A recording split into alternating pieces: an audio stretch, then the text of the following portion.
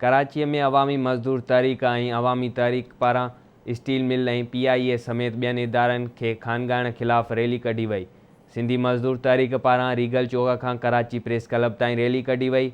रैलीअ में पौरतनि ऐं औरतुनि जे वॾे अंग शिरकत कई। अॻवाननि जो चवणु आहे त ठेकेदार निज़ाम क़बूल नाहे, पौरतुनि खे बेरोज़गार थियणु न ॾिबो। इदारनि खे ख़ानगी ऐं पौरतुनि खे बेरोज़गार कयो पियो वञे। मज़दूरनि खे ख़िताब कंदे सिंधी मज़दूर तहरीक जे मरकज़ी सदर नूर मोहम्मद टालपुर चयो त सिंध में मज़दूरनि सां बेइंतहा ज़ुल्म थी रहियो आहे।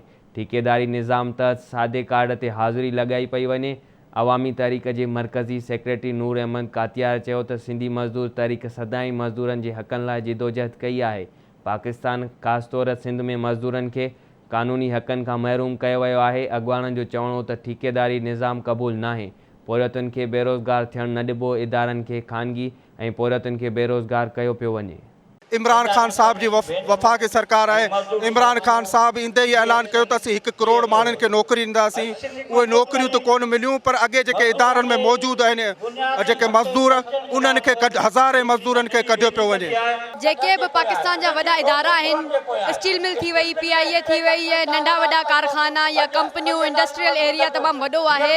हिन में मज़दूरनि जी जेका बुनियादी हक़ आहिनि उन्हनि खां महरूम रखियो थो वञे। उन सां गॾोगॾु इदारनि खे प्राइवेटाइज़ेशन जी तरफ़ वठी वञनि था, जंहिंमें हज़ारे मज़दूर तक़रीबन 4.5 मज़दूर स्टील मिल जा बेरोज़गार थी विया आहिनि। उन्हनि खे उन्हनि जूं ग्रेजुएटीज़ नथियूं ॾिनियूं वञनि। जेको सिंध जो मक़ामी मज़दूर आहे उन्हनि खे हिकिड़ो नौकरी नथी ॾिनी वञे, पर जेके नौकरी कनि था ठेकेदारी सिस्टम हुजण जे करे उन्हनि खे जेके पघार जेका पाकिस्तान जे ला कानून जे मुताबिक़ 18,000 मुक़ररु थियल आहे, उन्हनि खे उहा 18,000 पघार ठेकेदारी जे करे नथा ॾियनि। त मज़दूरनि खे पघार ॾियनि, उन्हनि खे 12 कलाक जेको आहे त मज़दूरी न कराइनि। जेको स्टील मिल जा मज़दूर आहिनि उन्हनि खे वापसि उन्हनि ते घुराइनि, जेके मुलाज़िमनि खे कढा विया आहिनि। असांजो ई मुतालबो आहे। अॼु इन्हनि में ॿार बच्चा बुढा